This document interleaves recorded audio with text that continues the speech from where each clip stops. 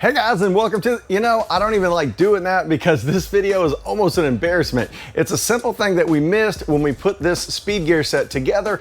If someone does run into this issue, hopefully this will help them.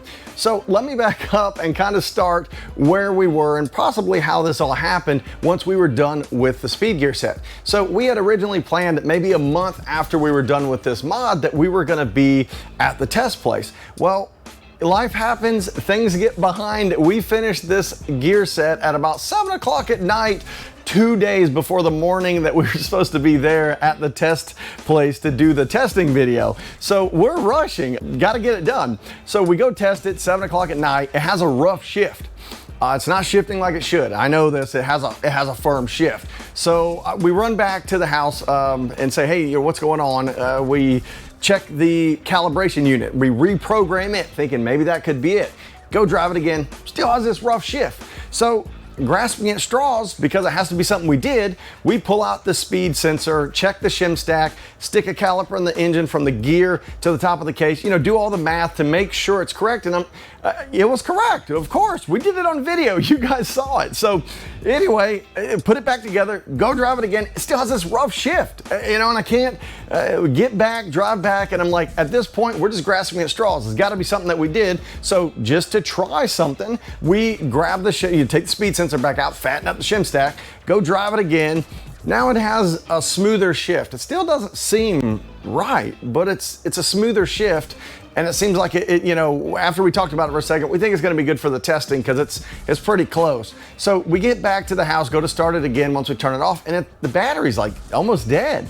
So I think, how old is this battery? I've got quite a few units that I deal with, and I take the cover off and I look, there's no sticker on it. I'll write on a piece of tape like when I put the battery. Anyway, there's no date on it, so I'm like, this is the original battery from 7 years ago. So we rushed to Walmart, because that's all that's gonna be open at this point, to grab a battery, throw a Walmart battery in it.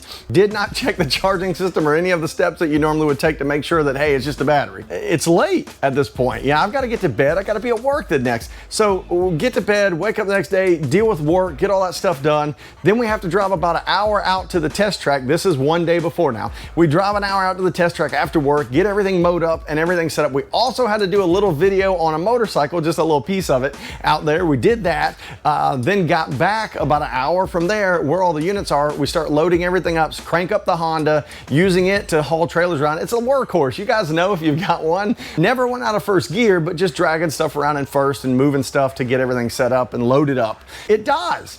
And I run over there to start it back up. It doesn't start. It's completely dead. I'm like, great. So clearly something's up with the charging system. It wasn't that the battery's 7 years old. Put an old battery just to start it back up. Sure enough, it's not charging. Check the stator. The stator's fine. Turns out the rectifier's bad. Now I'm like, great. We're, I don't even know, 10 hours or something before we're supposed to be there at the test with everybody's plan to come together. Because it takes a lot of people to film the test videos, from the drone people to anyway. So digging through the shop, I find an old stator out of something in the back of the shop, and I'm like, yes, maybe this will work. We put it in, test it, it's working, everything's fine, and I'm like, great, we're gonna make it. At this point, it's getting late. So we finish, get the Honda loaded up, I don't know, 11, 12 o'clock, get up next day, 5, 6 o'clock, heading back out to the test track now. We unload everything, start moving the Honda around, and the Honda has kind of a lazy shift now. It's not perfect. Now it has kind of a lazy shift. The point of this video is, if you have a shifting problem, do not do anything until you check the condition of your battery and the charging system.